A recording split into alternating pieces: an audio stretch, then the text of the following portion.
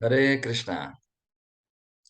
हरे कृष्णा। आज हम चर्चा करेंगे भगवान श्री चैतन्य महाप्रभु का शिक्षामृत अध्याय 27, 28 और 29। तो शुरू करने के पूर्व भगवान से प्रार्थना करेंगे, आह्वान करेंगे। ओम ज्ञानतिमिरन्धस्य ज्ञानाञ्जनशलाकया चक्षुरोन्मिलितं येन तस्मै श्रीगुरवे नमः। श्रीचैतन्यमनोभीष्टं स्थापितं येन भूतले स्वयं रूपा कदा मह्यं ददाति स्वपदान्तिकम्। नमः ओं विष्णुपादाय कृष्णप्रेष्ठाय भूतले श्रीमते भक्तिवेदान्त स्वामिनिति नामिने। नमस्ते सारस्वते देवे गौरवाणी प्रचारिणे निर्विशेष शून्यवादी पाश्चात्य देश तारिणे वाञ्छाकल्पतरुभ्यश्च कृपा सिन्धुभ्य च पतितानां पावनेभ्यो वैष्णवेभ्यो नमो नमः। जय श्री कृष्ण चैतन्य प्रभु नित्यानंद श्री अद्वैत गदाधर श्रीवासादि गौर भक्त वृंद। हरे कृष्णा कृष्णा कृष्णा हरे हरे, हरे राम राम राम हरे हरे। हरे कृष्णा। सभी भक्तों का स्वागत है। चैतन्य शिक्षामृत हम चर्चा कर रहे हैं, अध्याय 27, 28 और 29।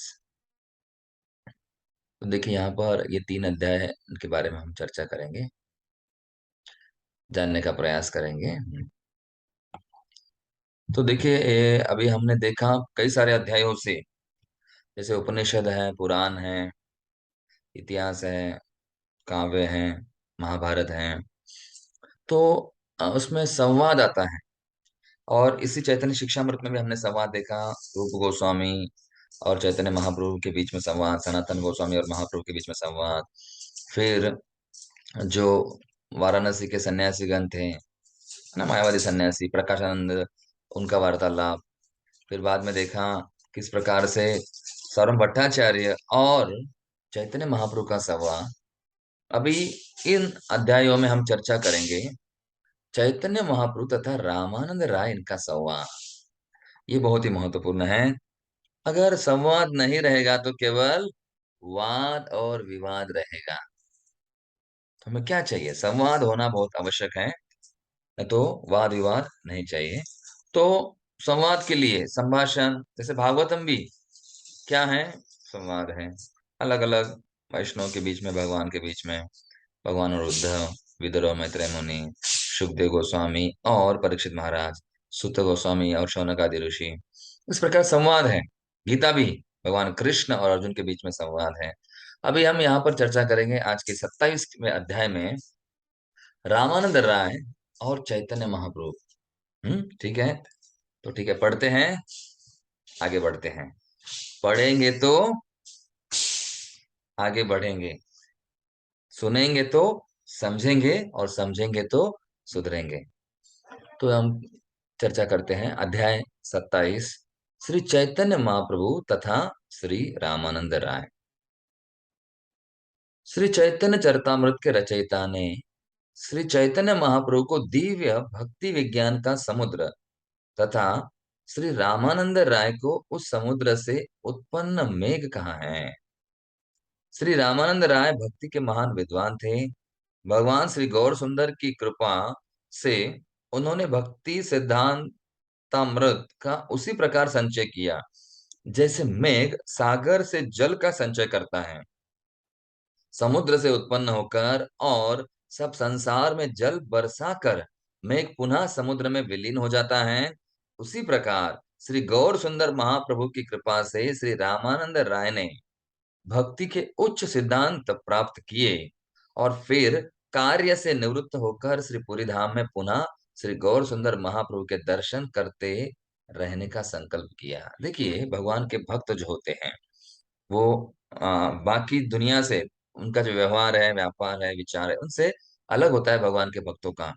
तो यहाँ पर रामानंद राय देखिए, बड़े एक अच्छे पद पर थे, और वो कोवूर नाम का जो गांव है वहां पर थे, दक्षिण भारत में, आंध्र प्रदेश में है, राजमंड्री के पास। वहां पर वो सेवा करते थे, मतलब एक सरकारी अधिकारी थे। और वैसे भगवान की लीला में, कृष्ण लीला में तो भगवान के वो सखी थे, जैसे ललिता विशाखा, उस प्रकार से स्वरूप दामोदर और रामानंद राय ये थे।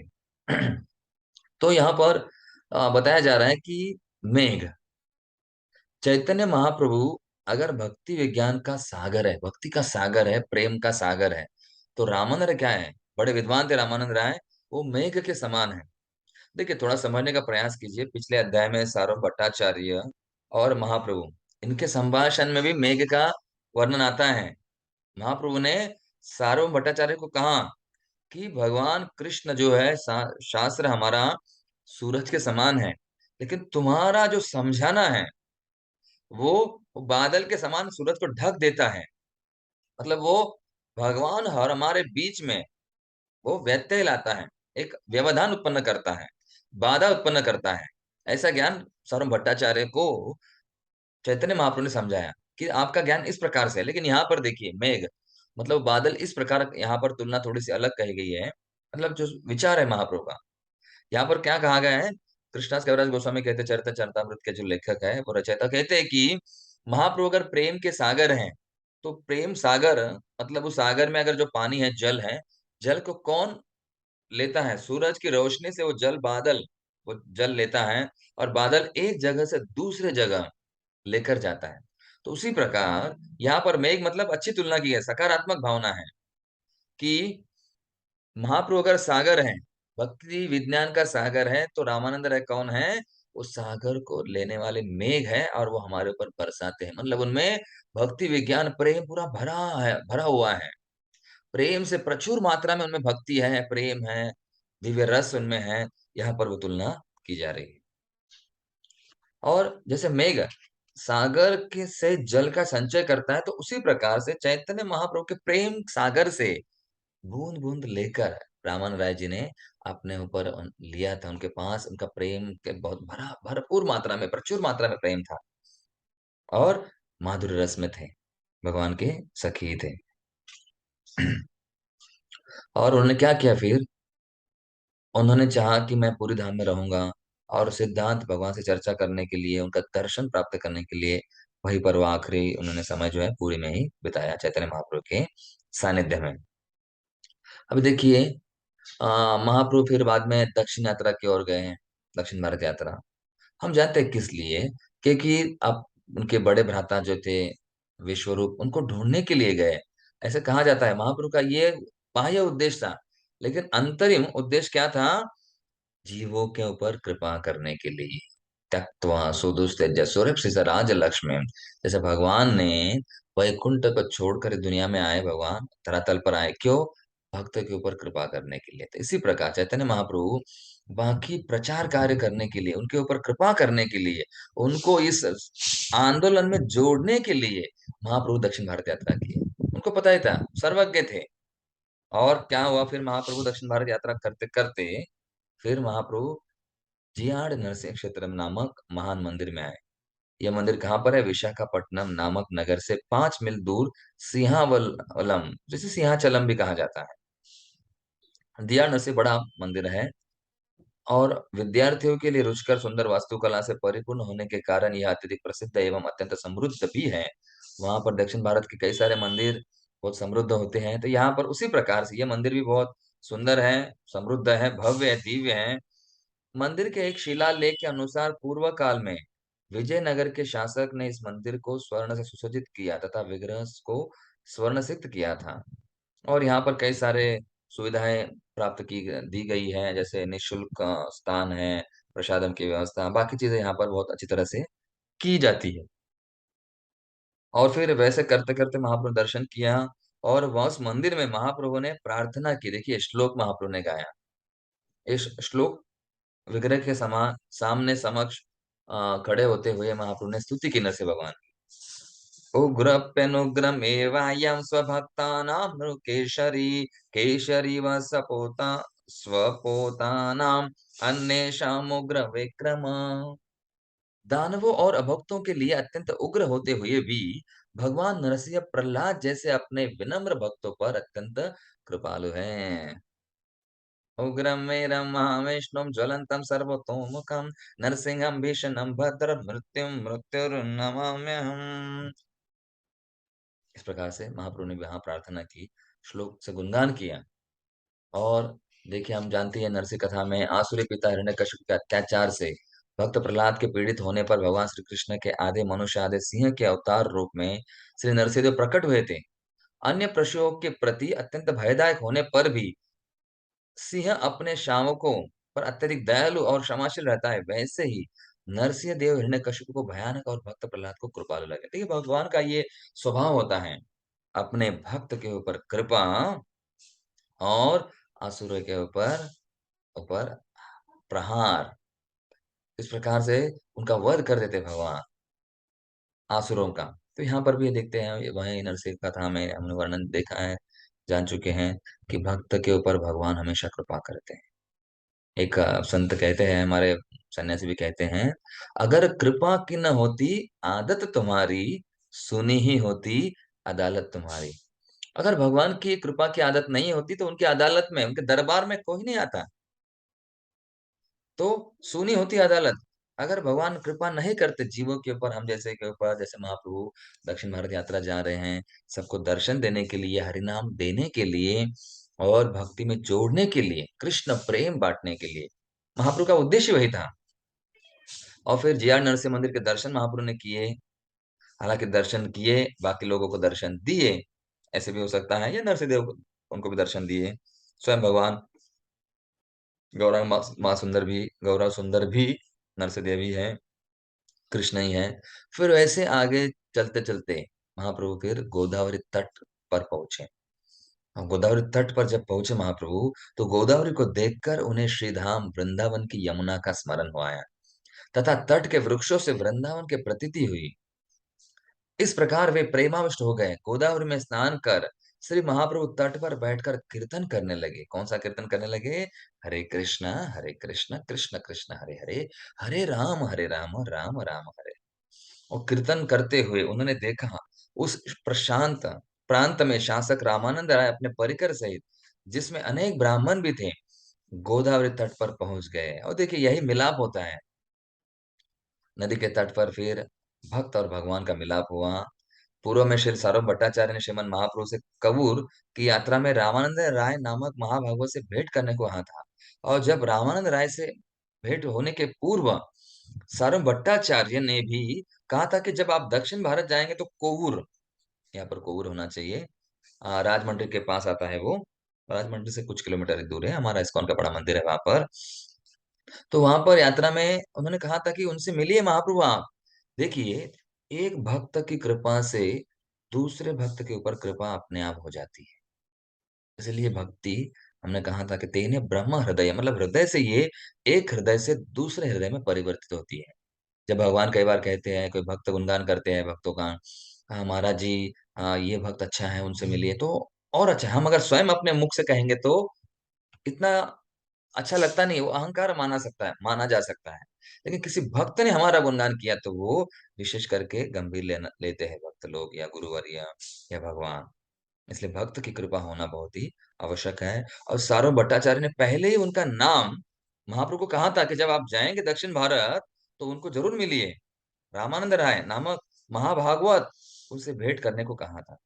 और जब गौर सुंदर जान गए कि गोदावरी की ओर बढ़ने वाले श्री रामानंद राय ही है, वो रामानंद राय ही हैं, वो तुरंत उनसे मिलने को उत्कंठित हो गए। देखो महाप्रभु के मन में उत्कंठा हुई, किंतु सन्यासी के रूप में एक राजनीतिज्ञ से मिलने में उन्होंने अपना संयम किया। तो जैसे महाप्रभु नियम पालन करते थे बड़े-बड़े राजाओं को, राजनीति लोगों को, क्योंकि ये लोग राजनीति में राजकारण जैसे कहा जाता है, उसमें अकारण, बिना अनाकारण आचरण आचरण भी सब बहुत गलत चीज़ें होती रहती है आजकल। तो वो पहले ज़माने से भी आ रहा है, साम, दाम, दंड, भेदभाव। तो उसी प्रकार वहाँ पर थोड़ा-सा संयम किया अपने आप को, क्योंकि वो राजनीतिज्ञ थे, बड़े ऊँचे-ऊँचे कपड़े में, वस्त्र में थे, उनके आस-पास लोग भी थे, सेवक। तो महाभागवत रामानंद राय भी सन्यास वेशधारी भगवान गौर सुंदर महाप्रभु के श्री विग्रह लक्षणों से आकृष्ट हो गए। और जैसे ही रामानंद राय ने महाप्रभु को देखा, तो महाप्रभु का जो रूप, रंग, नाम, रूप, गुण, लीला उनसे वो आकृष्ट हो गए। केवल देखने से ही और मिलने के लिए आ गए। श्री महाप्रभु ने निकट आने पर रामानंद राय ने उन्हें दंडवत प्रणाम किया। जैसे आए तो दंडवत, दंड के समान गिर गए और प्रणाम किया। और फिर गौर सुंदर महाप्रभु ने हरे कृष्ण कृष्ण कृष्ण हरे हरे, हरे राम राम राम हरे हरे, ये कहकर उच्चारण करके उनका स्वागत किया। जैसे हम कहते हैं ना, 3 बार हरि बोल कर उनका स्वागत करेंगे। आजकल फिर ये हरे कृष्ण महामंत्र का स्वागत जैसे महाप्रभु ने उस समय किया है, वैसे उनका स्वागत किया है। और जब रामानंद राय ने अपना परिचय दिया, तो गौर सुंदर महाप्रभु ने उन्हें गले से लगा लिया और दोनों प्रेमाविष्ट हो गए। ऐसे उन्हें परिचय दिया कि ऐसे-ऐसे मैं सेवा करता हूँ और फिर उनको आलिंगन दिया। देखो ये भक्त और भगवान के बीच में ये आदान-प्रदान हो रहा है। और ये सब देखकर बाकी जो ब्राह्मण है आश्चर्यचकित हो गए। अरे कैसे एक सन्यासी और राजनीतिज्ञ, राजनीति करने वाला व्यक्ति, क्योंकि बाकी ब्राह्मण लोग है कर्मकांडी थे। वो आलिंगन देखते ही थोड़ा-सा सोचने लगे, ऐसे कैसे हुआ? क्योंकि दोनों के बीच में प्रेम लक्षणों को वो समझ नहीं सके।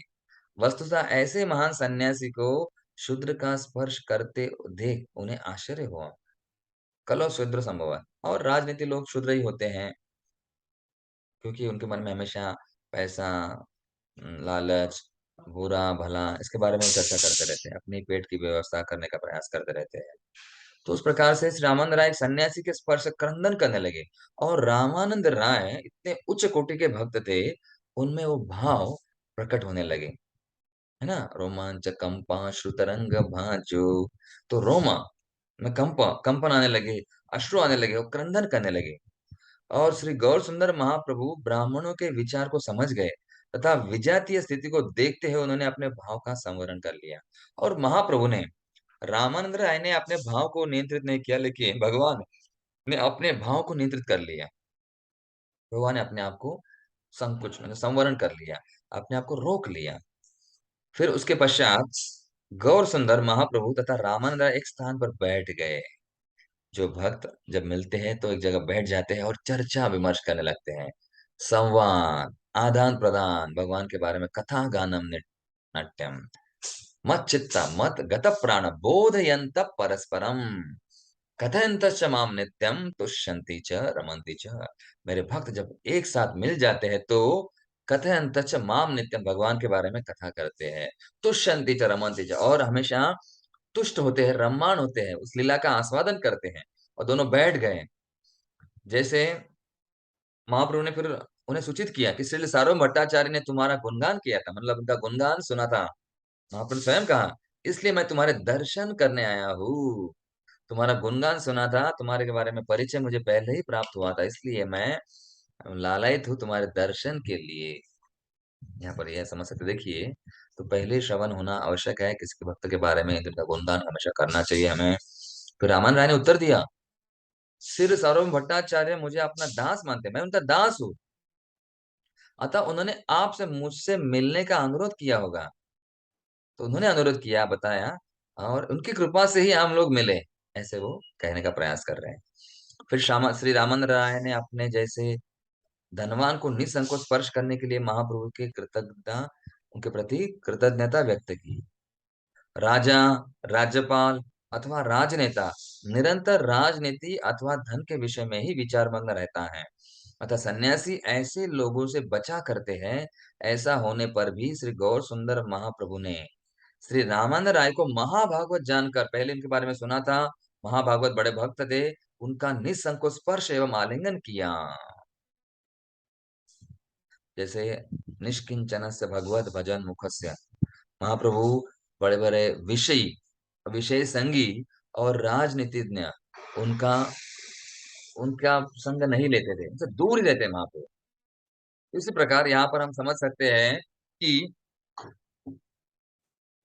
यहाँ पर वर्णन ऐसे ही हो रहा है कि देखिए, महाप्रभु उनको आलिंगन करना नहीं चाहते थे।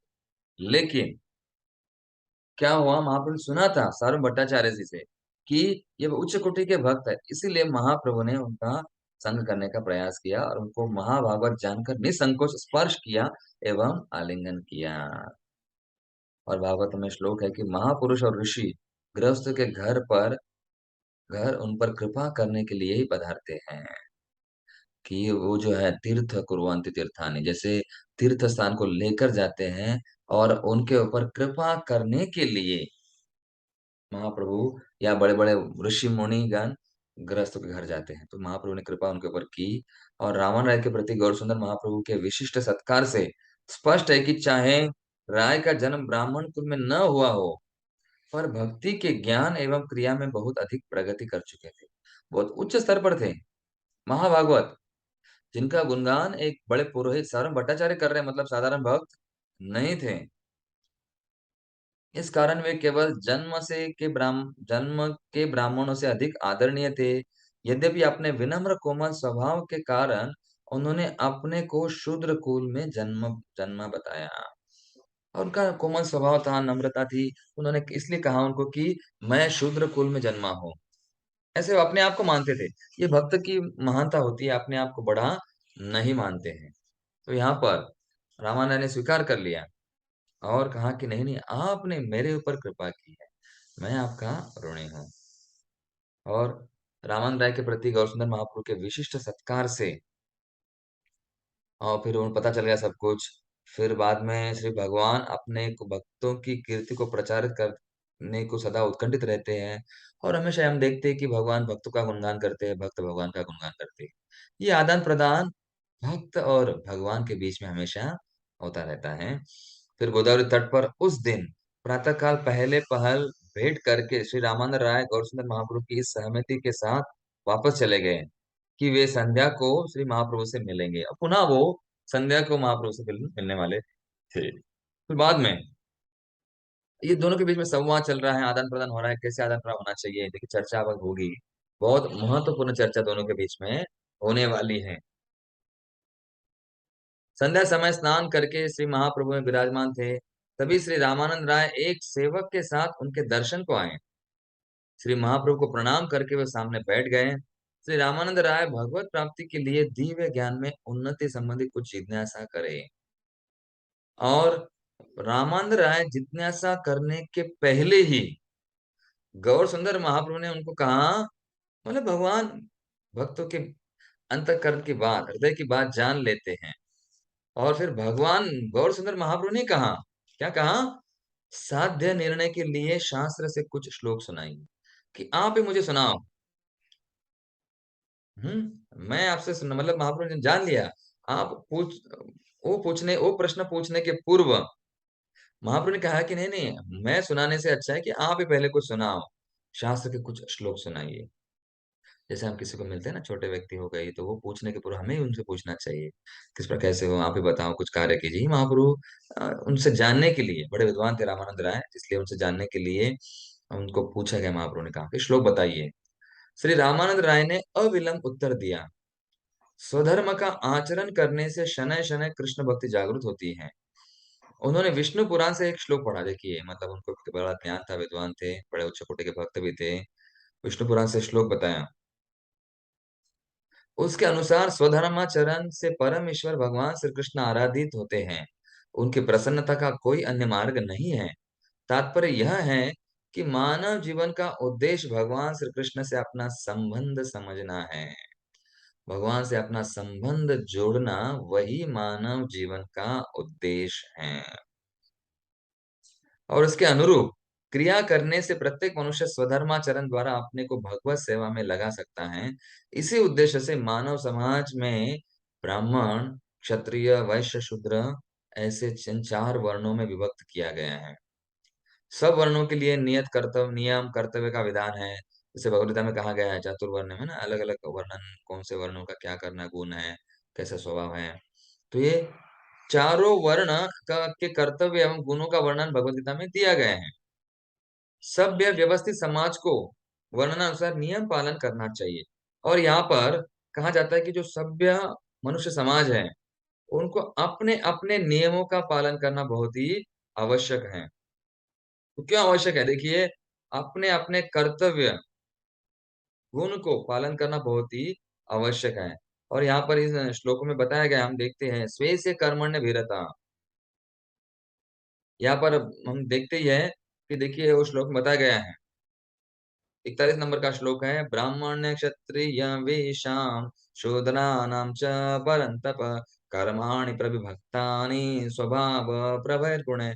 ब्राह्मण क्षत्रिय वैश्य तथा शूद्रों के प्रकृति के गुणों के अनुसार उनके स्वभाव के द्वारा उत्पन्न गुणों द्वारा भेद किया जाता है। और फिर ब्राह्मण के गुण क्या है, क्षत्रिय के गुण क्या है, वैश्य शूद्र के गुण क्या है, इस प्रकार से वर्णन वहां पर आता है।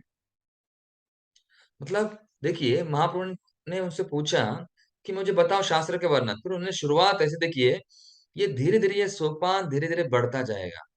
पहले समाज वर्ण व्यवस्था, मतलब चातुर्वर्ण्य, ये 4 वर्णम आश्रम, समाज कैसे होता है। फिर समाज के स्तर पर आगे आएगा, फिर वैरागी कौन है, उसमें श्रेष्ठ कौन है, फिर उसमें श्रेष्ठ कौन है। ऐसे करते-करते धीरे-धीरे इन तीनों अध्याय में भगवान के प्रेम के पास हम लोग पहुँच जाएँगे। जैसे ना स्तर भक्ति क्या है? अधो श्रद्धा, साधु संग, भजन क्रिया, अनर्थ निवृत्ति, निष्ठा, रुचि, आसक्ति, भाव, प्रेम। तो उस प्रकार धीरे-धीरे यहाँ पर श्रद्धा के अनुसार ये वर्णन आएगा, 4 वर्ण और 4 आश्रम। उनके कौन से कर्तव्य हैं, विधि-विधानों का पालन। तो भगवत गीता देखिए, मतलब उनको भगवत गीता याद थी। यहाँ पर ब्राह्मण, क्षत्रिय, वैश्य, शूद्र उनके कर्म कैसे, गुण कैसे हैं, उनके अनुसार कैसे उनको वर्ण और आश्रम में विभाजित किया गया है। ये चर्चा, ये संवाद दोनों के बीच में हो रहा है। श्री रामानंद राय और श्रीमान महाप्रभु। और कैसे अपने आज्ञा परिचित देखिए, रामानंद राय ने कहा कि जो वर्णाश्रम का दृढ़तापूर्वक पालन करता है, वह वास्तव में भगवान श्री कृष्ण को संतुष्ट करता है। संसिद्धिम हरितोषणम, जैसे भागवत में आता है ना पहले स्कंद में। तो जीवन है ना, ये उसका उद्देश्य वही है, कुटुंब भरणम नहीं, हरितोषणम। तो अपने लिए निर्धारित विधि नियमों का पालन मात्र से सरलतापूर्वक जीवन के उद्देश्य की प्राप्ति हो सकती है।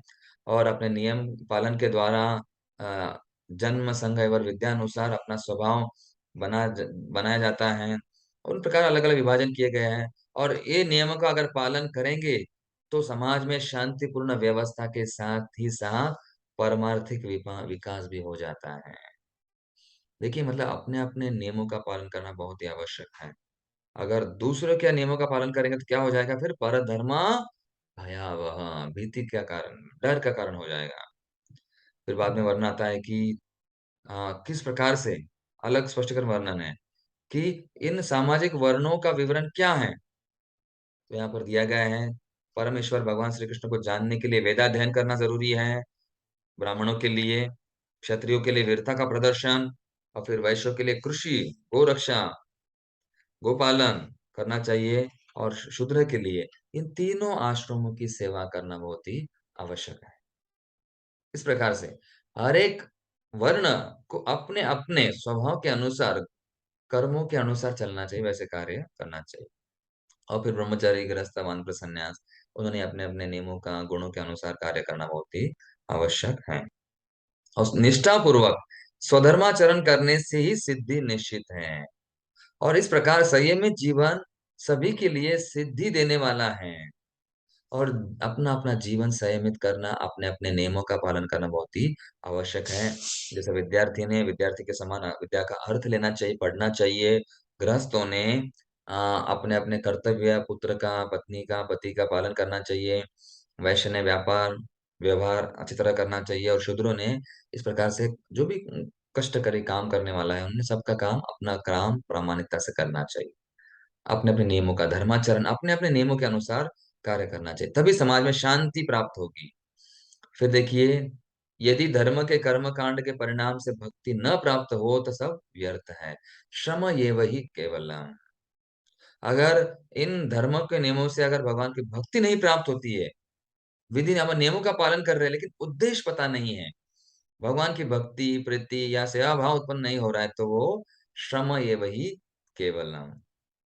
और ये केवल भक्ति से ही हमें भगवान श्री विष्णु वैदिक शिक्षा के कर्म कांडीय पालन से प्रसन्न नहीं होते हैं, वो केवल भक्ति से ही प्रसन्न होते हैं।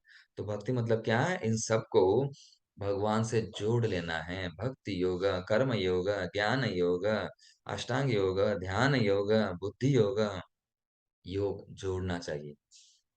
अलग-अलग स्वभाव के अनुसार। और फिर देखिए आगे फिर ये धीरे-धीरे चर्चा उनके बीच में हो रहा है संवाद। और फिर आगे बढ़ेंगे, किस प्रकार से एक-एक स्तर ऊपर जाएँगे। हुँ? श्रेष्ठ, अधिक श्रेष्ठ क्या है? श्री रामानंद राय द्वारा पढ़े श्लोक के अनुसार कर्म कांड से भक्ति तक पहुंचा जा सकता है। मतलब कर्म कांड कर नेह यत कर्म धर्माय न विरागाय कल्पते न तीर्थपाद सेवाय जीवन अपि मृत सा। देवहूति माता और कपिल मुनि के बीच में संवाद, फिर से संवाद हो रहा है। कर्म, कर्म से धर्म का पालन, धर्म से विराग वैराग्य, और वैराग्य से तीर्थपाद सेवा, सेवा के प्रति आना चाहिए, नहीं तो जीवन अपनी मृतोपी सा, वो मृत के समान ही है।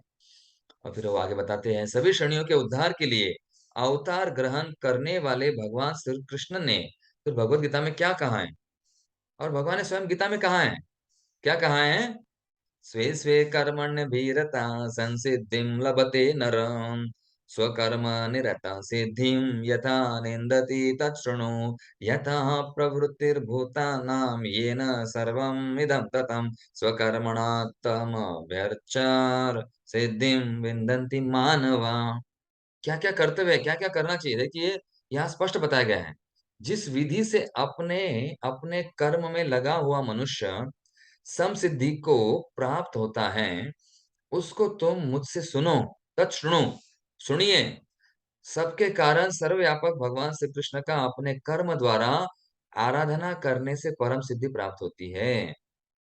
उस भगवान का अपने अपने कर्मों के द्वारा आराधना करनी चाहिए, तो परम सिद्धि प्राप्त होती है। मतलब परम सिद्धि कैसे प्राप्त करना है, तो स्वे स्वे कर्मण्य वीरता, अपने अपने नियमों का, अपने अपने जो स्वभाव के अनुसार, गुण कर्म के अनुसार उसका पालन करना जरूरी है।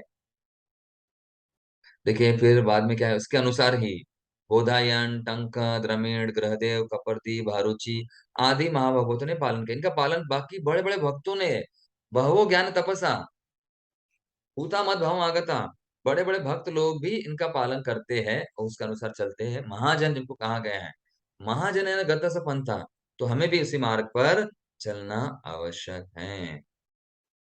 उन्होंने अनुसरण किया है, हमें क्यों नहीं करना चाहिए? तो कई बार भक्तों को लगता है मैं बड़ा भक्त बन गया हूँ, मुझे नियमों की आवश्यकता नहीं। ऐसे नहीं, सभी को आवश्यक है।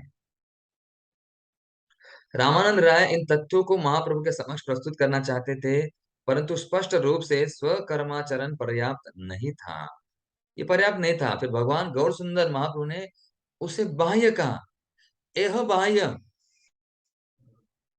और कहो, और ये आगे बढ़ना है, हम चर्चा करने समय, एह बाह्य, मुझे और बताओ, तो आगे कहो और, ये बाह्य है, मुझे और कुछ कहो, और इसके बारे में जानना जरूरी है।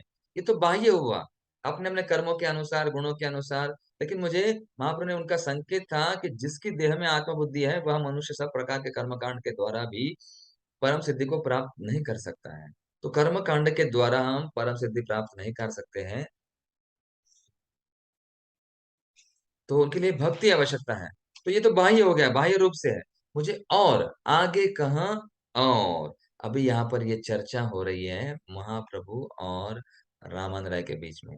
शुरुआत तो शुरू हुई वर्णाश्रम धर्म के अनुसार, वर्णाश्रम धर्म बताया, फिर उसके बाद और क्या है, फिर वैराग्य, फिर भक्ति, फिर इस प्रकार से प्रेम, और फिर प्रेम में विरह। ऐसे करते करते वो आगे बढ़ेंगे। जैसे देखिए, ये चैतन्य चरितामृत में कृष्णदास कविराज गोस्वामी ने बहुत अच्छा ये आख्यान बताया गया है। मध्य लीला का 8वां अध्याय है, फिर इसमें कई सारे श्लोक हैं। प्रभु फिर चैतन्य महाप्रभु बार बार कहते रहे कि एहो बाह्य, आगे कहो आर। फिर आगे कहने के बाद इसके बारे में और कुछ कहो। ये तो मान लिया मैंने, ठीक है, और कुछ कहो। ये तो उत्तम है, इसके और कुछ कहो। ये तो श्रेष्ठ है, मुझे सर्वश्रेष्ठ बताओ। ऐसे करते करते ये सोपान धीरे धीरे आगे बढ़ेगा। कैसे बढ़ेगा? फिर यहाँ पर विराम देते हैं, ये अगला अध्याय शुरू करेंगे। हरे कृष्ण कृष्ण कृष्ण हरे हरे, हरे राम राम राम हरे हरे। तो हम आगे बढ़ते हैं। तो यहाँ पर अभी चर्चा हो रही है, विमर्श हो रहा है। तो ये विमर्श आगे बढ़ेगा अभी, ये तो शुरुआत हुई है। हम्म? आगे क्या क्या चर्चा होती है, देखिए आगे आगे देखिए होता है क्या। तो ठीक है, अध्याय 28, भगवान श्री कृष्ण से संबंध। फिर आगे बढ़ रहे हैं, महाप्रभु है ना, चर्चा हो रही है, आगे बढ़ रही है, हमें भी आगे बढ़ना जरूरी है। हम्म? अध्याय 28, भगवान श्री कृष्ण से संबंध। भगवान श्री चैतन्य महाप्रभु कर्म मीमांसा का खंडन करना चाहते थे। अतः उन्होंने श्री रामानंद राय द्वारा उद्धृत विष्णु पुराण के वाक्य को अस्वीकार किया। महाप्रभु ने कहा कि यह वाक्य मुझे ठीक नहीं लग रहा है विष्णु पुराण का, मुझे और कुछ आगे जानना जरूरी है। जैसे कोई व्यक्ति है, घर में पिताजी हैं या फिर गुरु हैं या कोई गाइड हैं, अपने शिष्य को, अपने अनुयायी को आगे बढ़ाना चाहता है तो उनको कहता है नहीं ये तो ठीक है, मुझे और कुछ कहिए। तो यहाँ पर भी महाप्रभु ने कहा कि ये विष्णु पुराण का वाक्य मुझे स्वीकार नहीं है। कर्म मीमांसक ईश्वर को जीव के कर्माधीन समझते हैं। जो कर्म करने वाले हैं वो कई बार कहते हैं कि भगवान भी कर्मों के अधीन है, लेकिन उनको पता नहीं है कर्मणा गहना गति, मतलब कर्मों की गति गहन है, लेकिन भगवान उनके अधीन नहीं है। भगवान स्वतंत्र हैं, लेकिन बाकी जो अवतार है उनके ऊपर कुछ बंधन होता है, वो कुछ कारणवश आते हैं। देखिए आगे बढ़ना आएगा। उनके सिद्धांत के अनुसार पुण्य कर्म करने पर ईश्वर पुण्य का फल देने के लिए बाध्य हैं। उनको लगता है कि अगर हम वैसे यज्ञ करेंगे, आहुति देंगे, चढ़ाएंगे, तो विष्णु को वो फल देना ही पड़ेगा। तो बाकी देवता, मतलब जो है विष्णु है, इतर जो अवतार है, वो बाध्य होते हैं, कई बार उनको आना पड़ता है कुछ कारणवश कार्य करने के लिए। लेकिन इस प्रकार विष्णु पुराण के वाक्य से प्रतीत होता है कि परमेश्वर भगवान श्री विष्णु स्वतंत्र नहीं है, अपितु कर्ता को निश्चित फल देने के लिए वे बाध्य है। इसका मतलब विष्णु भी स्वतंत्र नहीं है, उनको बाध्य हो जाते हैं। और कई बार ऐसा लगता है कि वो लोग मानते हैं कि विष्णु स्वतंत्र नहीं है, और ऐसा परतंत्र लक्ष्य आराधक के परवश सिद्ध होता है, एवं आराधक अपने इच्छा अनुसार से भगवान को निर्गुण निराकार या साकार मान सकता है। वास्तव में यह दर्शन परम सत्य के निराकार पक्ष को अधिक महत्व देता है। श्री गौर सुंदर महाप्रभु को यह अप्रिय था, अतः उन्होंने इसका खंडन किया, और महाप्रभु को यह पसंद नहीं था, इसलिए महाप्रभु ने खंडन किया कि ये ठीक नहीं है। भगवान तो स्वतंत्र है, अभिज्ञ है, स्वराट है, वो किसी के अधीन नहीं है। लेकिन यहाँ पर कैसे कहा जा रहा है कि विष्णु स्वतंत्र नहीं है, और ये मान्य नहीं किया महाप्रभु ने। महाप्रभु को ये जचता नहीं था, अच्छा नहीं लगा। फिर अंत में महाप्रभु ने कहा कि आपको पर तत्व की इस धारणा से श्रेष्ठ यदि कुछ आता है तो कहिए, इससे कुछ और है तो मुझे बताओ। देखिए ये वाक्य बहुत याद रखिए। प्रभु कहे एवं बाह्य, आगे कहा आर, आगे कहो आर, आगे आर, और चाहिए मुझे। तो ऐसे कहते कहते फिर क्या हुआ, राय कहे कृष्ण कर्मार्पणम सर्व साध्य सार। क्या कहा, प्रभु कहे यहो बाह्य, आगे कहा आर, राय कहे कृष्ण कर्मार्पणम सर्व साध्य सार, कि भगवान कृष्ण को समर्पण करना यही सब सार है। और फिर समझकर भगवान कृष्ण के लिए कर्मापण को श्रेष्ठ बताते हुए रावण ने क्या कहा, वो श्लोक सुनाया। यत् करोषि यदश्नासि यज्जुहोषि ददासि यत् यत् तपस्यासि कौन्तेय तत् कुरुष्व मद अर्पणम। भगवत गीता 9वां अध्याय 27वां श्लोक। कि जो कुछ तुम कर रहे हो, हे कुंती पुत्र अर्जुन, तुम जो कुछ कर्म करते हो, जो कुछ खाते हो, जो कुछ हवन करते हो, जो दान करते हो, और जो भी तपस्या करते हो, इन सब को मुझे अर्पण करो। तो भगवान को अर्पण करना ही ये कर्म, मतलब सब कर्मों से श्रेष्ठ है। ये असली धर्म है। धर्मम तो साक्षात भगवत प्रणीतम। और इसका उल्लेख भागवतम में फिर महाप्रभु और को रावण राय ने भागवतम से कुछ श्लोक सुनाए, वो उसको संदर्भ देने के लिए, उसकी पुष्टि करने के लिए। और भागवतम में भी श्लोक आता है फिर 11:2:36 में, कि जिसके अनुसार अपने कर्म, शरीर, वाणी, मन, इंद्रिय, बुद्धि, आत्मा तथा प्रकृति आदि सब कुछ का भगवान श्री नारायण को समर्पण कर देना चाहिए। नारायणम समर्पयामि कायेन वाचा मनसेन्द्रियर्वा बुद्ध्यात्मना वा प्रकृति स्वभाव वा, है ना, अच्युतम केशवम राम नारायणम। वहां पर आता है कि गोविंद मैंने भगवान को समर्पण करना, नारायणम समर्पयामि। और फिर बाद में गौरांग महाप्रभु ने कहा कि नहीं नहीं, ये भी मुझे थोड़ा और श्रेष्ठ जानना चाहता हूँ। गौर सुंदर महाप्रभु ने इस वाक्य को भी अस्वीकार किया। वो महाप्रभु कहे नहीं नहीं, इससे श्रेष्ठ कुछ और कहिए। ए हो बाह्य, आगे कहा आर, और कहो, और कहो, और जानना चाहता हूँ। फिर श्रीमद् भगवत गीता तथा श्रीमद् भागवतम में कहे भगवान श्री कृष्ण को सर्व समर्पण करना उन्हें अपने कर्म का निराकार विषय बनाने से श्रेष्ठ है। फिर बाद में जो भगवान ने कहा, गीता का अंतिम जो सार है, निचोड़ है, वो श्लोक का उल्लेख फिर रामानंद ने कहा, क्या कहा फिर उन्होंने, जो महाप्रभु ने जो प्रमाण स्वरूप भागवत में है ना, वचन कहा है कि मैंने शास्त्रों में कर्म कांड के सिद्धांत और भक्ति की प्राप्ति की विधि का वर्णन किया है। यह धर्म की परम सिद्धि है। धर्म की परम सिद्धि तो है स्वे से कर्म अन्य भिरता, आपने अपने कर्म कीजिए। फिर रामान राय ने कहा कि लेकिन उस कर्म से अच्छा क्या है, सर्वधर्मान परित्यज्य मामेकं शरणं व्रज अहम त्वां सर्व पापेभ्यो मोक्षयिष्यामि मा शुचा। मतलब कर्म भक्ति है ना, कर्म योग किससे श्रेष्ठ क्या है, निष्काम कर्म योग। मतलब भगवान की अपेक्षा नहीं करना है, अन्य सब धर्मों को त्याग कर एकमात्र मेरी शरण में आ जाओ, मैं तुम्हें सब पापों से मुक्त कर दूंगा, तुम भय मत करो। मतलब अभी हमें कुछ कार्य की भय करने की आवश्यकता नहीं है। कर्मण्येवाधिकारस्ते मा फलेषु, फल की आशा नहीं करना बिल्कुल, भगवान के ऊपर आश्रित होना है। सर्वधर्मान परित्यज्य। फिर भगवान चैतन्य महाप्रभु ने इस तीसरा प्रस्ताव है, पहले वर्णाश्रम, फिर बाद में यह कर्मापणम समर्पण है ना, बाद में पूरे वो भी कहा नहीं, भी नहीं, ये भी तुच्छ है, ये भी ठीक नहीं है, विष्णु अधीन है, फिर अभी सर्वधर्मान का त्याग करना है। इस प्रस्ताव को भी महाप्रभु ने ठुकराया, ये त्याग करना पर्याप्त नहीं है। तो अनुकूल क्रिया के अभाव में चरम सिद्धि की प्राप्ति नहीं होती है। सामान्यतः संन्याश्रम में दो प्रकार है की विचारधारा वाले होते हैं, एक लक्ष्य का निर्वाण है तथा दूसरे का निर्गुण ब्रह्म ज्योति। और साधारण वैराग्य में परम योग के लोगों तथा अप्राकृत क्रियाओं के ज्ञान का अभाव है। इसलिए चैतन्य महाप्रभु ने इस प्रस्ताव को भी अस्वीकार किया कि उसमें भी क्या होता है, कभी कभी ज्ञान का अभाव होता है या ज्यादा वैराग्य होता है, कुछ नहीं चाहिए, निर्वाण निर्वाण। तो महाप्रभु ने इसको भी त्याग दिया, महाप्रभु ने कहा नहीं, ये भी मुझे स्वीकार नहीं है। फिर रामानंद ने और कहा, ब्रह्मभूत प्रसन्नात्मा न शोचति न कांक्षति सम सर्वेषु भूतेषु मद भक्ति लभते परम। इस प्रकार जो मायातीत दिव्य स्तर में स्थित है, वह तुरंत परम ब्रह्म का साक्षात्कार करता है और पूर्णतः प्रसन्न हो जाता है।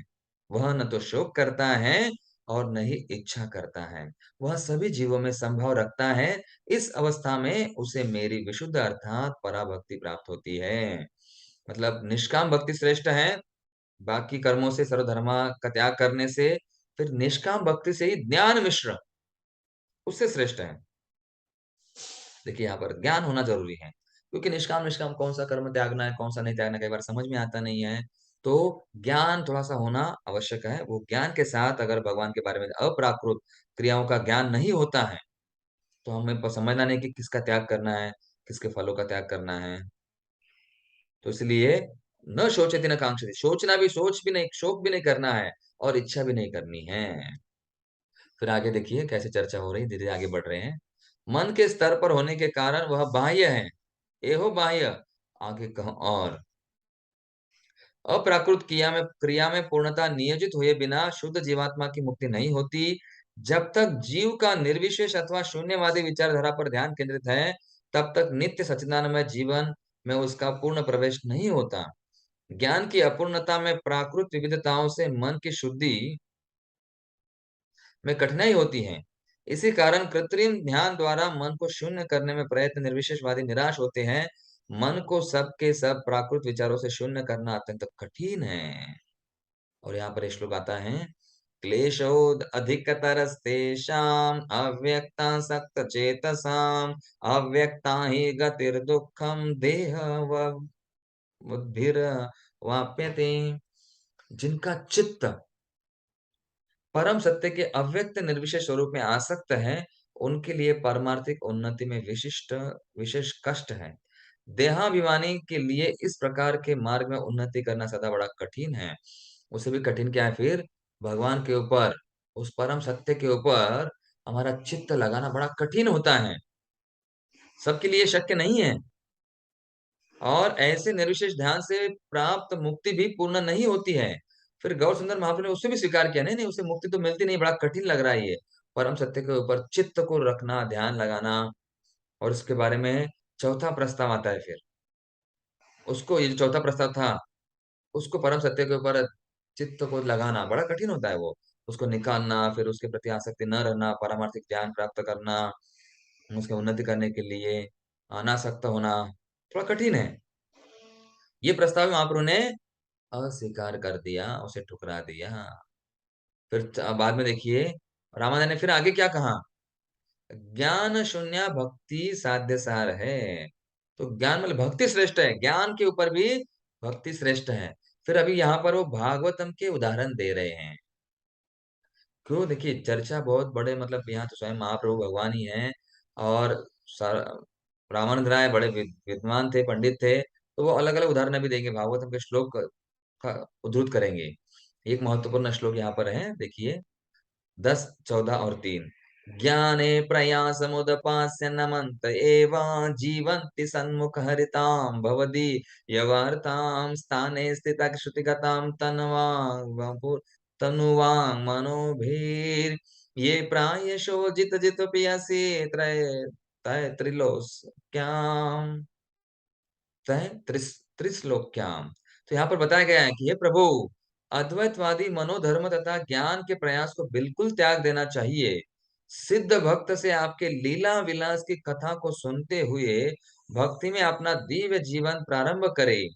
जो इन सिद्धांत के अनुसार साधन करता तथा सत्यपूर्वक जीवन यापन करता है, उसकी इस पद्धति से प्रसन्न होकर सदा अजित होने पर भी आप उसके वशीभूत हो जाते हैं। कि भगवान आप अजीत हैं, आपको कोई जीत नहीं सकता है, लेकिन आपके भक्त, उनकी भक्ति के कारण, उनकी भक्ति में इतनी शक्ति है कि आप अजित भगवान भी उनके अधीन हो जाते हैं।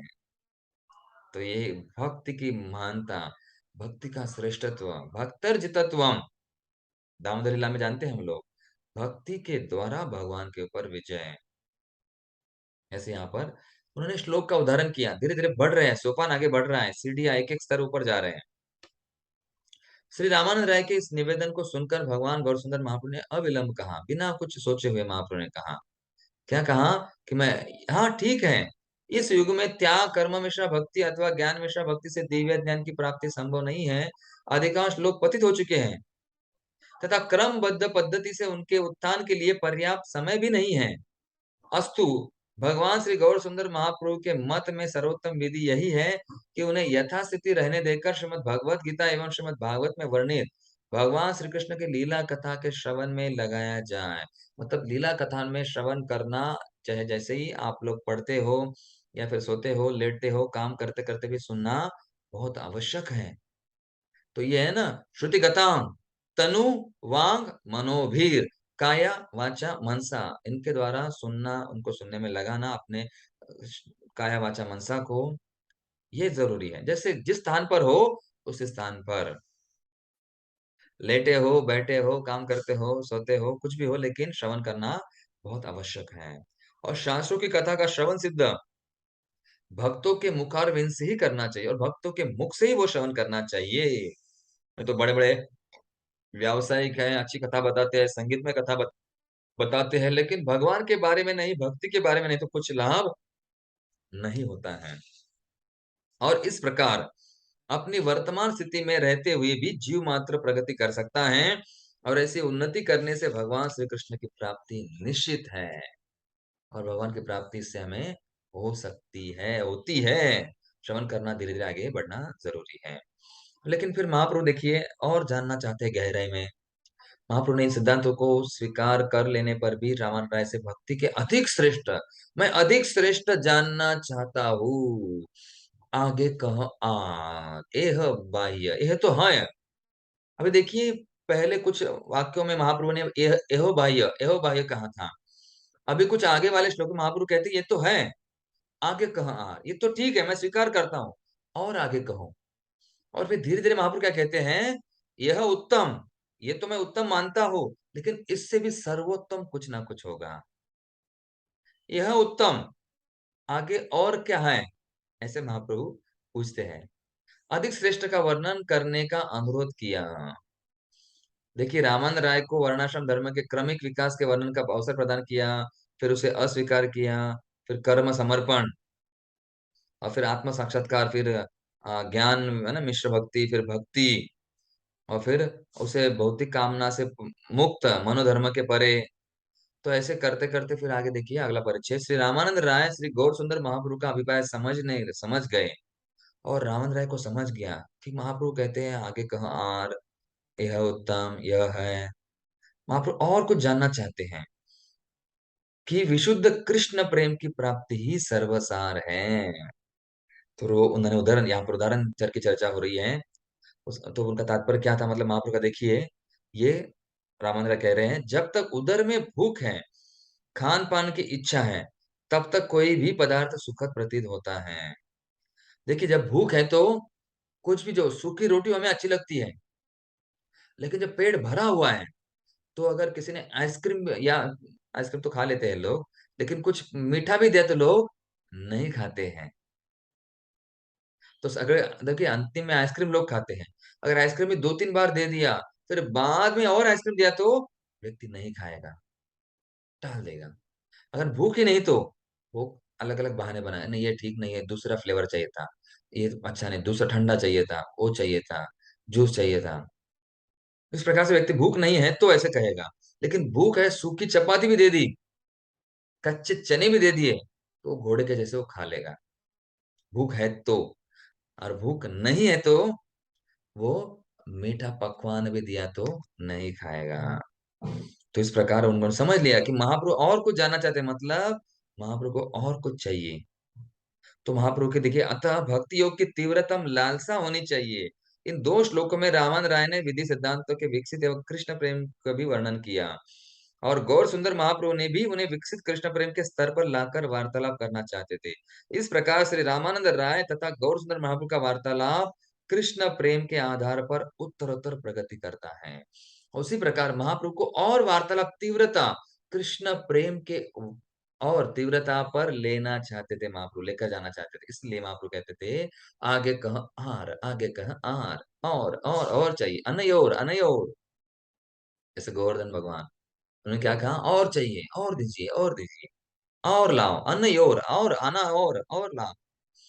देखिए भक्ति में सुख तीव्रता से लोलुप, अगर लोलुपता, हमारा लौल्यता, लालयित होना चाहिए हमें, तीव्रता बढ़ने के लिए और चाहिए।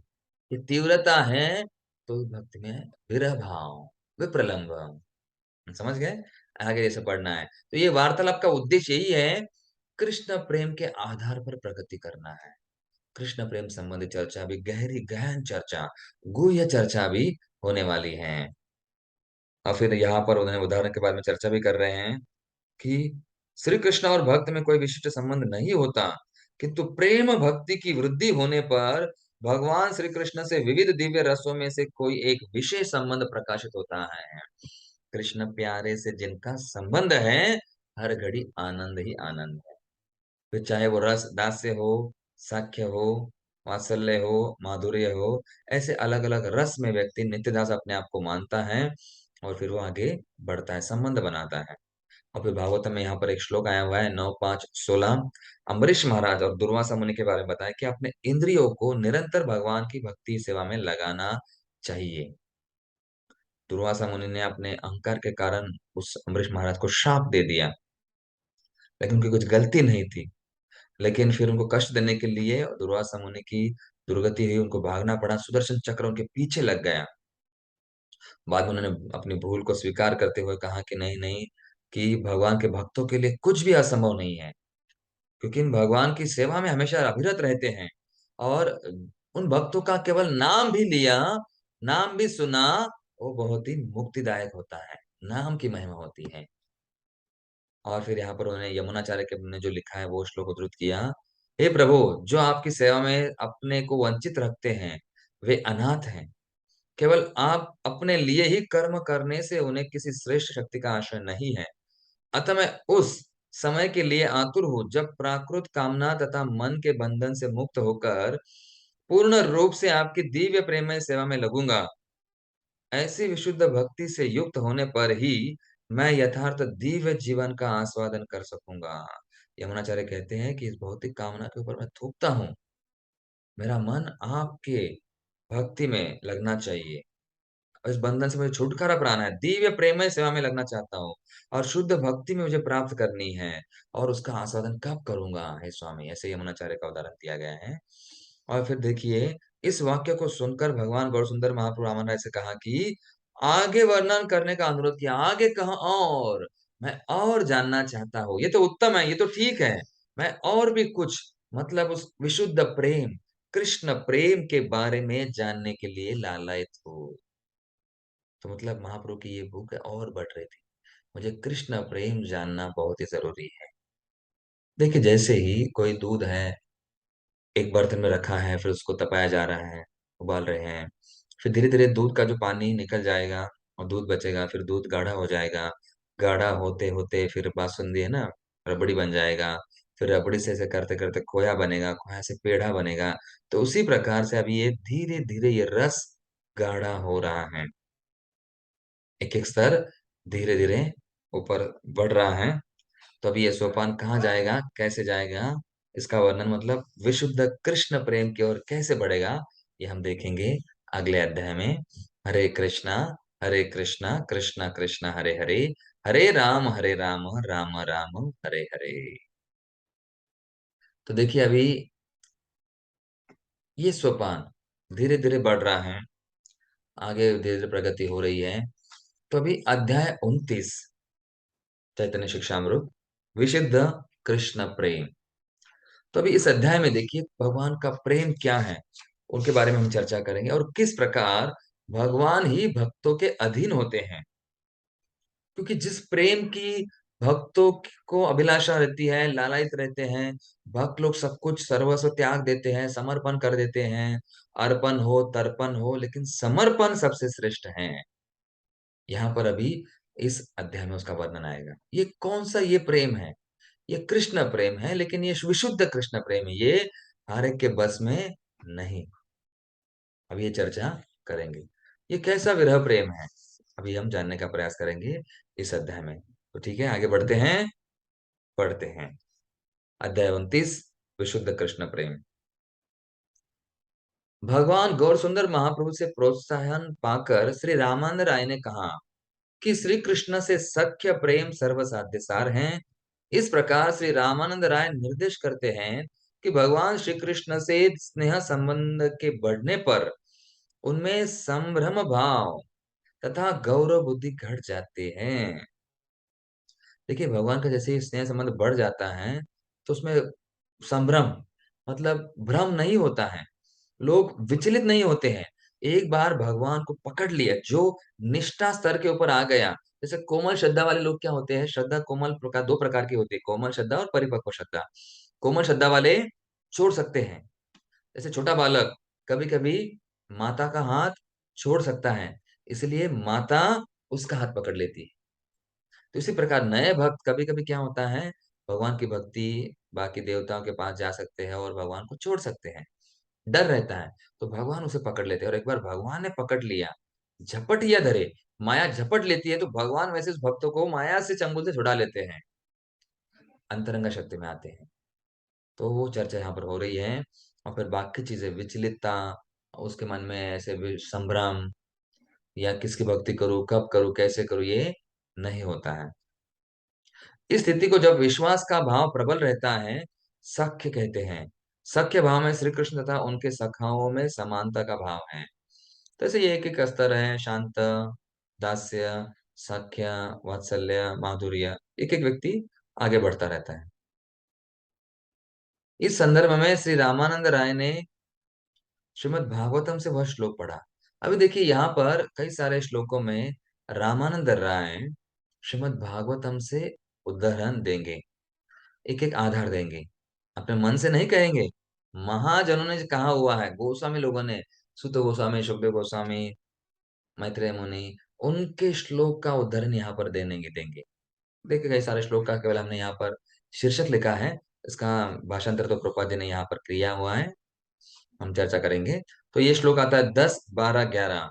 इत्थं सतां ब्रह्म सुखानुभूत्या, जिसमें श्रील सुखदेव गोस्वामी ने सखाओं के साथ भगवान श्री कृष्ण की वन भोजन लीला का वर्णन किया है।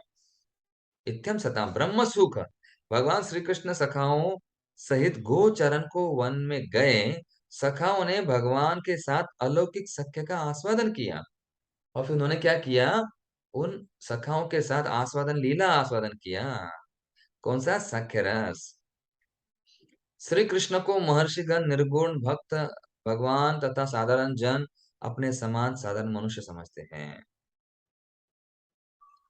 और जो कुछ कुछ लोग हैं, महर्षिगण हैं, कभी कभी भगवान को क्या करते हैं? साधारण समझते हैं। लेकिन साधारण नहीं भगवान, वो सखा करना बहुत, समझना बहुत ही आवश्यक है। सखा रस में रहना, और फिर सखा मतलब भगवान हमारे साधारण नहीं है, समक्ष नहीं है। उन सखा के साथ आदान प्रदान करते हैं, हमारे साथ नहीं कर सकते, क्योंकि हमें पता नहीं किस रस में है, शांत रस में है, दास्य में है, या और उसके नीचे स्तर पर भी है। तो उन सखाओं को हमें आसान साधारण नहीं लेना चाहिए। और फिर महाप्रभु ने कहा कि ये तो अत्युत्तम, महाप्रभु ने सुंदर, महाप्रभु महाप्रभु ने इस वाक्य को अत्युत्तम बताया, ये तो उत्तम, यह उत्तम, किंतु फिर आगे का और मुझे और भी जानना है। ये तो उत्तम है, ये तो मुझे अच्छा लगा, मैंने स्वीकार किया। अभी महाप्रभु स्वीकार कर रहे हैं, लेकिन मुझे उत्तम नहीं, मुझे सर्वोत्तम चाहिए, उच्च स्तर पर। ये जानना महाप्रभु, देखिए महाप्रभु का भाव, एक एक सोपान, एक एक सीढ़ियां आगे आगे बढ़ रहे हैं। आगे आगे देखिए होता है क्या। फिर ऐसा क्या हो गया? अभी वात्सल्य रस आएगा। एक एक स्तर ऊपर बढ़ रहे हैं। इस प्रार्थना पर रामानंद राय ने कहा कि श्री कृष्ण से वात्सल्य प्रेम सख्य से भी श्रेष्ठ दिव्य स्थिति है। सख्य प्रेम बढ़कर पिता पुत्र में होने वाले वात्सल्य प्रेम में विकसित हो जाती है।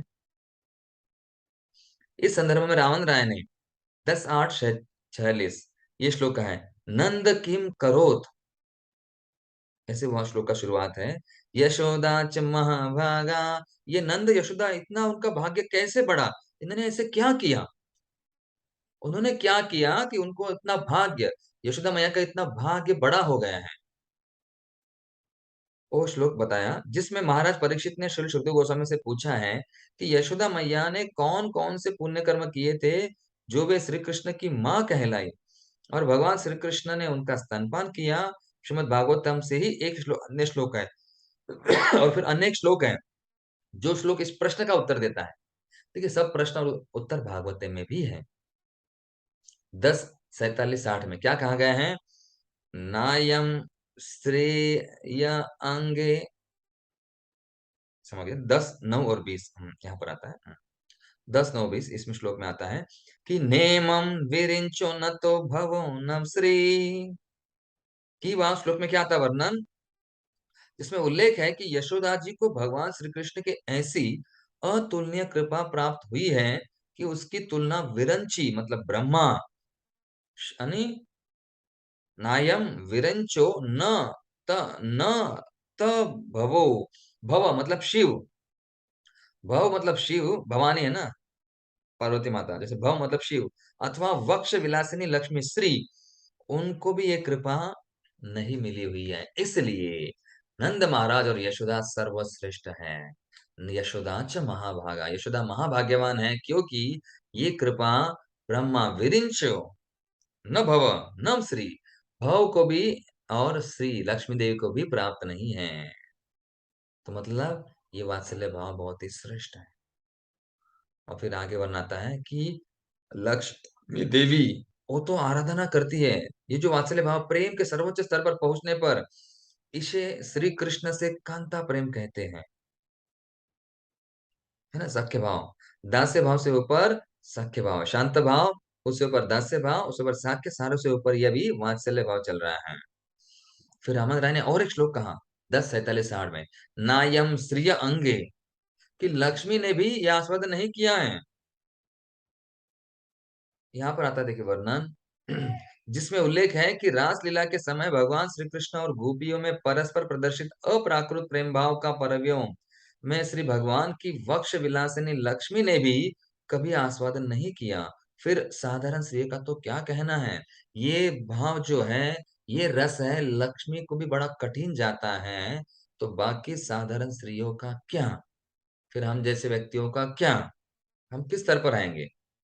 तो श्री रामानंद राय ने आगे कृष्ण प्रेम की वृद्धि के सोपानों का वर्णन सुनाया। अभी कृष्ण प्रेम की वृद्धि कैसे कैसे आगे बढ़ती है, उसका जो सोपान है, सीढ़ियां हैं, जो स्टेप्स है, धीरे-धीरे आगे बढ़ेगी। एक-एक स्तर ऊपर जाना बहुत ही आवश्यक है। उन्होंने निर्देश किया कि जीवात्मा का भगवान श्री कृष्ण से अपने लिए उपयुक्त विशेष संबंध है। हमारा भगवान से कुछ न कुछ संबंध है। वास्तव में परम ईश्वर भगवान श्री कृष्ण से संबंध दास्य भाव से प्रारंभ होकर साख्य भाव, वात्सल्य और माधुर्य भाव में परिपुष्ट होता है। ऐसे कृष्ण प्रेम की वृद्धि के सोपान हैं साख्य, वात्सल्य, माधुर्य, फिर माधुर्य में भी 2 प्रकार हैं, संभोग और विप्रलंब, मिलन और बिछड़ना, विरह। और फिर भी इन संबंधों में तटस्थ विचार से समझा जाता है कि ब्रह्मभूतावस्था पहली है। श्री कृष्ण को स्वामी और अपने को सेवक समझने पर संबंध का विकास होता है। और ये कब विकास होता है? जब कोई स्वामी है और कोई सेवक है। तो कौन स्वामी है? भगवान स्वामी है, हम लोग सेवक है। ये मानना जरूरी है। जैसे उदाहरण देखिए समझने के लिए कि अगर डॉक्टर के पास हम गए, तो पहले हमें स्वीकार करना चाहिए कि कौन पेशेंट है और कौन डॉक्टर है। अगर वहीं पर व्याख्या नहीं हुई कि कौन पेशेंट है, कौन डॉक्टर है, तो किसको कौन इंजेक्शन देगा? अगर पेशेंट कहेगा मैं ही डॉक्टर हूँ, तुम पेशेंट हो, आओ बैठो मैं तुम्हें इंजेक्शन देता हूँ। इसका मतलब उस पेशेंट की दिमागी हालत ठीक नहीं है, उसे पागल खाना भेजना चाहिए। तो पेशेंट ने स्वीकृति करनी चाहिए कि मैं पेशेंट हूँ, मुझे ट्रीटमेंट की आवश्यकता है। अगर वो खुद को बीमार ही नहीं कहेगा, कैसे दवाई देंगे उसको? तो उसी प्रकार से भगवान श्रेष्ठ हैं, स्वामी हैं, हम दास से ये स्वीकार करना ज़रूरी है। स्वीकृति मतलब शरणागत की प्रथम सीढ़ी है।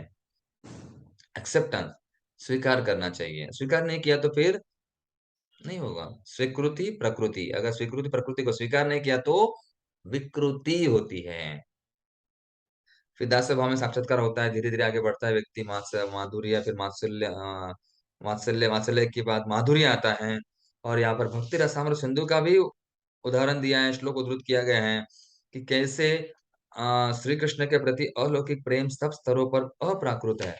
ये भगवान का प्रेम जो है, ये प्राकृत स्तर पर नहीं है, ये दिव्य है और हर एक रस में जो व्यक्ति स्थापित होता है, उसको ही उसकी रुचि प्राप्त होती है, उसका संबंध उससे जोड़ा जाता है। फिर देखिए बाद में क्या होता है, पर अभी उदाहरण दिया गया है कि भगवान श्री कृष्ण के साथ ऐसे अप्राकृत संबंधों का निर्माण कपटी भक्तों के मनोधर्म से नहीं होता है। और कई बार रूप गोस्वामी कहते हैं कि वैदिक शास्त्रों से अप्रमाणित तथा वैदिक सिद्धांतों का अनुसरण न करने वाली भक्ति का कभी अनुमोदन नहीं किया जा सकता। इसके ऊपर भक्ति सिद्धांत शिव ठाकुर बहुत ही कठोरता से कहते हैं कि ऐसे अपसंप्रदाय जो है, व्यावसायिक संप्रदाय का वो विवरण उन्होंने किया है, उनके ऊपर वो बहुत डाँटते थे। तो कौन से आपका संप्रदाय? व्यावसायिक गुरु, भागवत वाचा, कीर्तन तथा काल्पनिक भक्ति करने वाले मान्य नहीं हो सकते। ऐसे लोगों को नहीं मानना चाहिए। जो व्यावसायिक कथाकार हैं, व्यावसायिक कीर्तन करते हैं, पैसा लेते हैं, पैसे के लिए गाते हैं। अच्छा आवाज़ निकालते हैं। हाँ, पैसे मिलेंगे तो आवाज़ निकलेगा। भाव कहाँ है? वो तो भाव नहीं है, वो बाज़ार भाव है, व्यापार है। वो अच्छा विचार नहीं, व्यापार है। तो प्रेम नहीं, वो काम है, लालसा है, इच्छा है। और भक्तिदान ठाकुर बड़ी कठिनता से इनको इनका खंडन करते हैं। ऐसे कौन से ये संप्रदाय है देखिए, इनका नाम भी दिया गया है। औल, बाउल, कर्ता भजा, नेडा, दरवेश, साई, अतिवाड़ी, चूड़ाधारी, गौरांग नगरी ऐसे नामक बहुत से व्यावसायिक संप्रदाय हैं। केवल जन्म से अपने को गोस्वामी बताने वाले को श्री सनातन गोस्वामी, जीव, रूप आदि 6 गोस्वामी का वंशज नहीं स्वीकार किया जा सकता है। कोई नाम का गोस्वामी होगा, कोई चतुर्वेदी होगा, कोई द्विवेदी होगा, इसका मतलब वो विपंत होगा, इसका मतलब वो पंडित होगा। नाम से नहीं होता है कुछ, काम से होना चाहिए। नामधारी नहीं, काम से होना चाहिए व्यक्ति। नाम के तो बहुत सारे हैं, लेकिन काम का होना आवश्यक है। जो नहीं राम का, वो नहीं किसी काम का। तो नाम का होना चाहिए, किसी काम का, भौतिक काम का नहीं। जो नाम का है, वही काम का है। जो भगवान को स्वीकार करता है, वही अच्छा व्यक्ति है। व्यावसायिक पुजारी है, फिर यहाँ पर अन्नदाता है। तो इसीलिए हमें धीरे-धीरे क्या होना चाहिए? सदा कृष्ण भावनामृत में संलग्न शुद्ध कृष्ण भक्त भगवान श्री कृष्ण की सेवा में अपना सर्वस्व त्याग करता है और फिर गौर सुंदर श्री कृष्ण तथा गुरुदेव की सेवा में जीवन समर्पित करता है।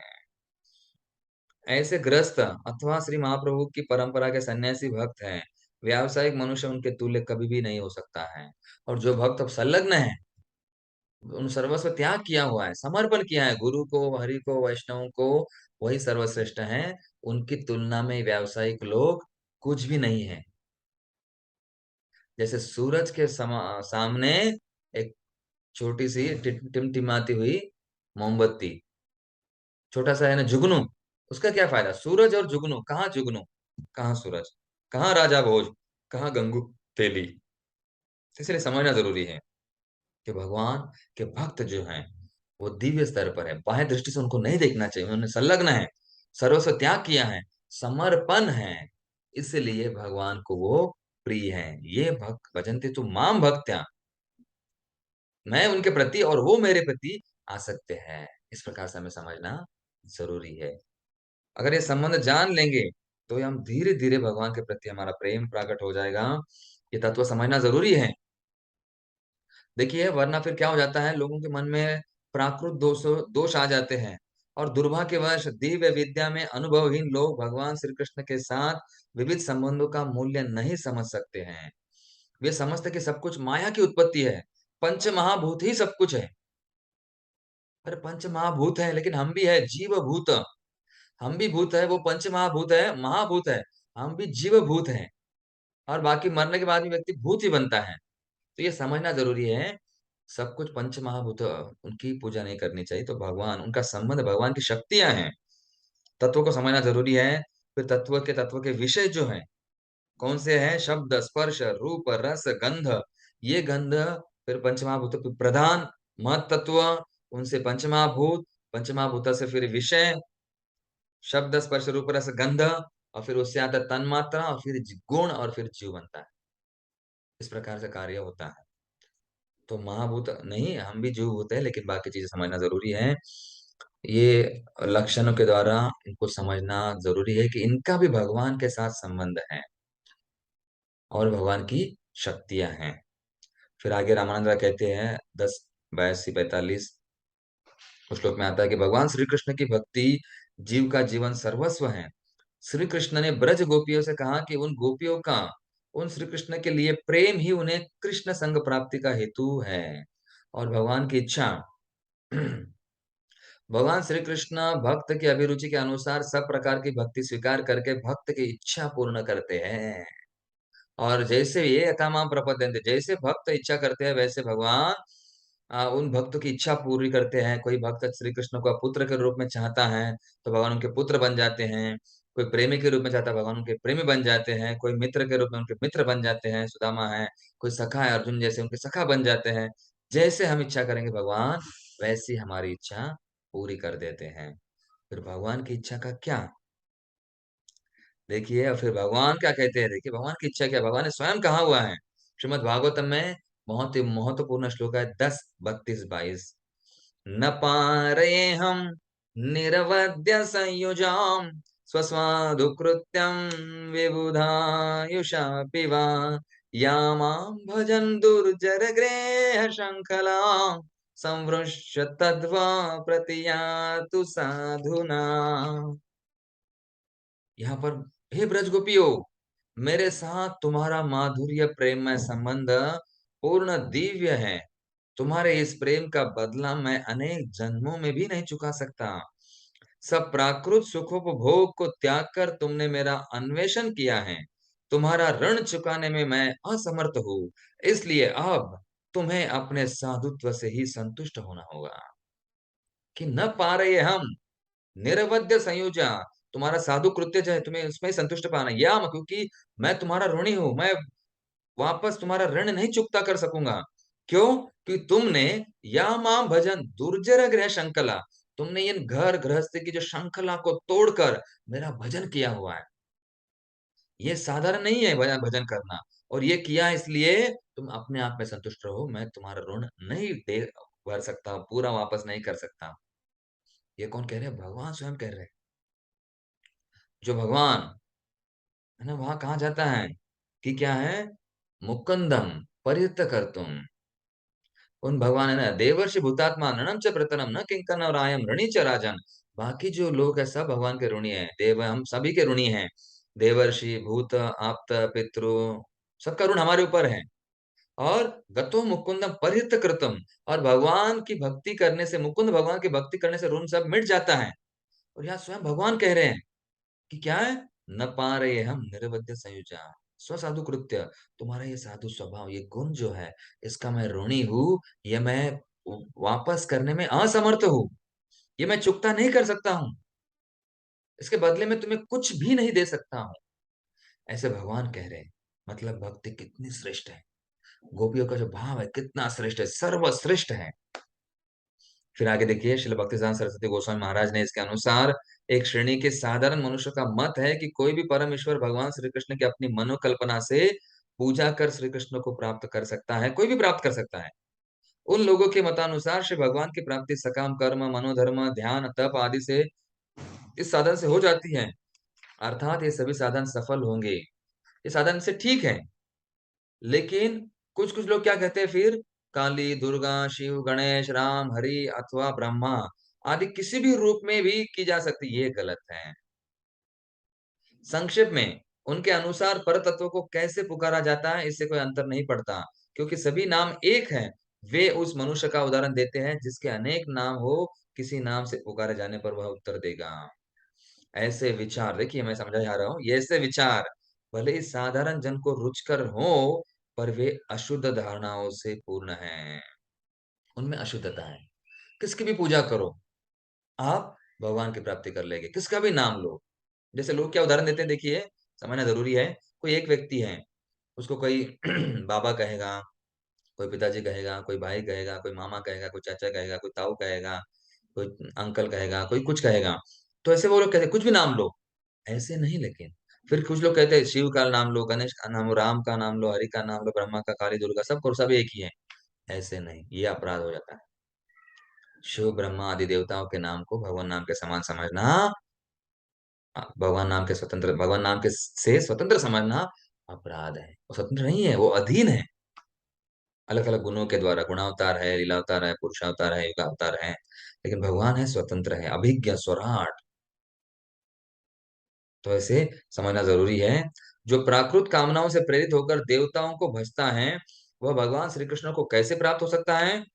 देवोपासना करने पर श्री भगवान की बहिरंग शक्ति कुछ फल दे सकती है, परंतु इसका अर्थ यह नहीं है कि ऐसी उपासना से भगवत प्राप्ति होगी। किससे भगवत प्राप्ति नहीं होगी। उनके हमें कुछ ना कुछ फल देंगे, हमारा काम हो जाएगा, लाभ मिलेगा हमें, सुख संपत्ति घर आवे, कष्ट मिटे तन का, स्वामी जय जगदीश हरे। लेकिन भक्ति प्राप्त नहीं होती है, क्योंकि भगवान कहते हैं मैं भक्त ऋणी हूं, भक्तों का, गोपियों का। तो इसलिए भगवान आसानी से भक्ति प्रदान नहीं करते। देखिए इसका मतलब ऐसे हुआ, देखिए कुछ प्रभुपाद उदाहरण देते हैं।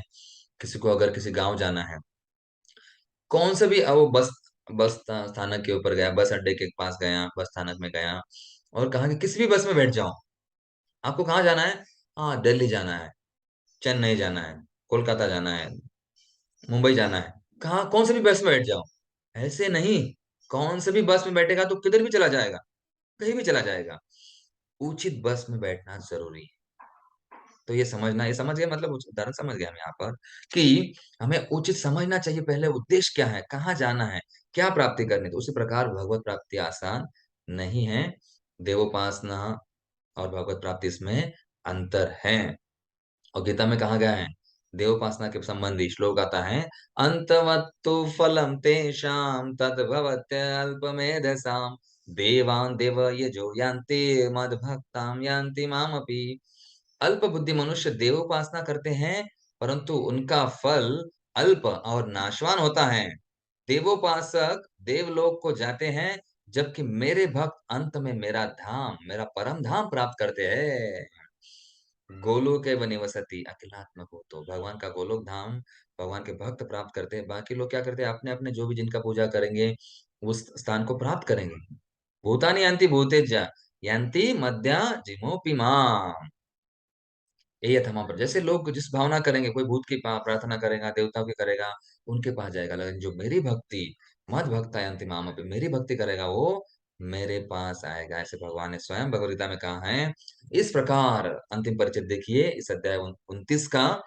इस प्रकार भगवान श्री कृष्ण अपने संग का प्रसाद अपने भक्त को ही प्रदान करते हैं, देवोपासकों को नहीं। यह सत्य नहीं है कि प्राकृत देवोपासना से भगवत प्राप्ति हो सकती है। अतः देवोपासना से समसिद्धि की कल्पना करना बड़ा आश्चर्यमय है। पूर्ण कृष्ण भावना भावित भक्ति के फल की देवोपासना सकाम कर्म अथवा मनोधर्म से कोई तुलना नहीं हो सकती। सकाम कर्म से केवल स्वर्गलोक या नरक में ही जाया जा सकता है। यहाँ पर देखिए बताया जा रहा है कि भगवान की भक्ति और बाकी देवताओं की उपासना सब एक समान नहीं है। किसी को अगर मुंबई जाना है, अगर वो बैठ गया नागपुर के गाड़ी में, तो कैसे मुंबई जाएगा? वो कहेंगे अरे अभी तो अमरावती आ गए हैं, नागपुर अभी तो अकोला आ गया है। नागपुर कहाँ है? अरे आप गलत ट्रेन में बैठ गए, आपको मुंबई जाना है तो आपको लोनावला आना चाहिए। ये अकोला अमरावती कैसे आ गया? तो इसी प्रकार से हमें समझना ज़रूरी है, जिस ट्रेन में बैठना, जिस गाड़ी में बैठना है, पहले उसका उद्देश्य पता होना चाहिए। देवताओं की गाड़ी में बैठकर देवताओं के पास जाएँगे, भगवान की भक्ति करेंगे, भगवान के पास हम जाते हैं और भगवान की कृपा है, ये भगवान का प्रसाद है। प्रसाद मतलब ये प्रसादन नहीं है, तद प्रसादात मया अच्युत। ये अच्युत मैंने आपका प्रसाद प्राप्त किया है, श्रवण कर लिया है। और प्रसाद मतलब भगवान की कृपा। और भगवान की कृपा भक्त के ऊपर ही होती है। उसके लिए भक्त, फिर भक्त मिलने पर उनको भगवत प्राप्ति और भगवत प्राप्ति से फिर भगवत धाम प्राप्त होता है। भक्त, भक्ति और भगवान ऐसे तीनों का मिलाप बहुत ही ज़रूरी है। ऐसे करते-करते फिर कृष्ण प्रेम, कृष्ण से हमारा संबंध जुड़ जाता है।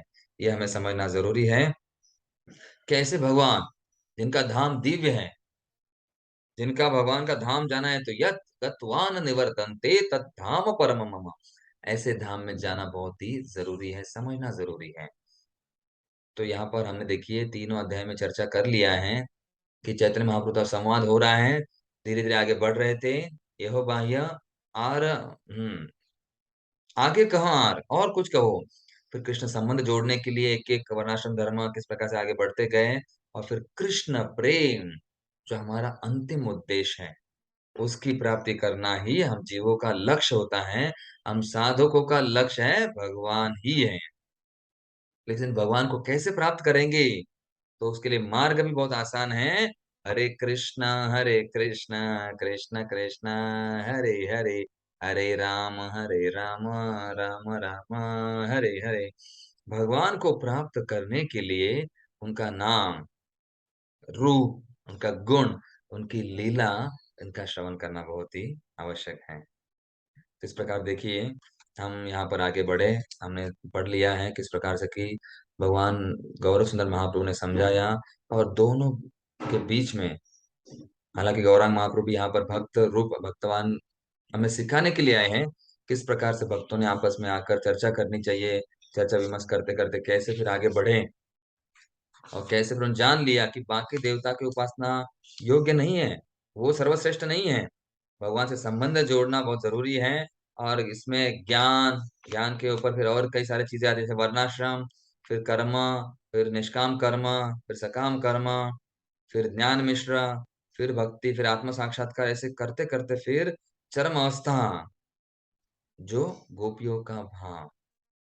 फिर यहाँ कहेंगे चैतन्य महाप्रभु ने फिर आगे उस चैतन्य चरितामृत में कहा गया है, प्रभु कहें एवं भाई आगे कहा आर ऐसे प्रकार से आगे कहते-कहते फिर आखिरी में अंतिम में देखिए एक श्लोक आता है, प्रभु कहें एवं हाय आगे कहा आर, राय कहे इह वां ये बुद्धि गति न आर। कि फिर ऐसे करते-करते भगवान की दिव्य लीला, विरह लीला के बारे में चर्चा करने लगे रामानंद राय। फिर आखिर में उन्होंने कहा कि मैं इसके ऊपर ज़्यादा सोच नहीं सकता हूँ। राधा कृष्ण की लीला से आगे और कुछ मैं नहीं बता सकता हूँ, मुझसे ये नहीं बताया जा रहा है।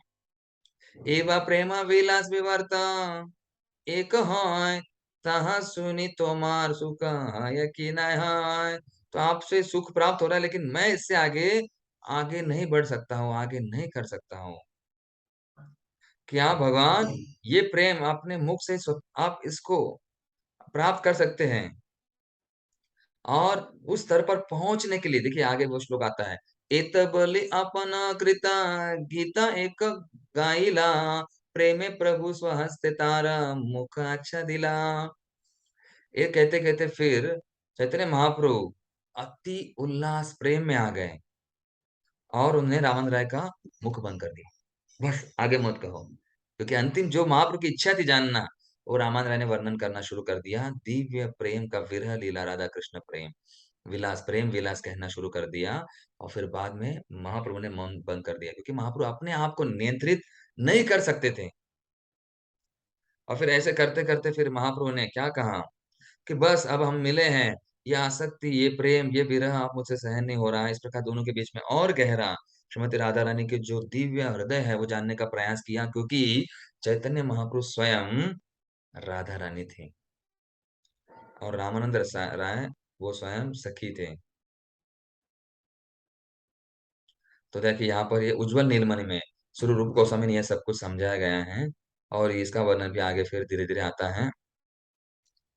चैतन्य चरितमृत आप पढ़ लीजिए मध्य लीला में 8वां अध्याय, वहां पर सब कुछ दिया गया है। तो धन्यवाद, यहाँ पर हम रुक जाते हैं। हरे कृष्णा कृष्णा कृष्णा हरे हरे, हरे राम राम राम हरे हरे। श्री रामन राय की जय, गौरांग महाप्रभु की जय, अनंत कोटि वैष्णव वृंद की जय, शिल प्रभुपाद की जय, चैतन्य शिक्षामृत की जय। देखिए फिर आगे हम बढ़ते हैं, 30वां अध्याय हम देखेंगे कि ये जो लीला है दिव्य, कैसे फिर आगे बढ़ते हैं, इसमें कैसे परम सिद्धि प्राप्त करना है। और दिव्य लीला विलास, राधा कृष्ण के दिव्य लीला विलास के बारे में हम लोग आगे कहेंगे 30वें अध्याय में। हरे कृष्णा।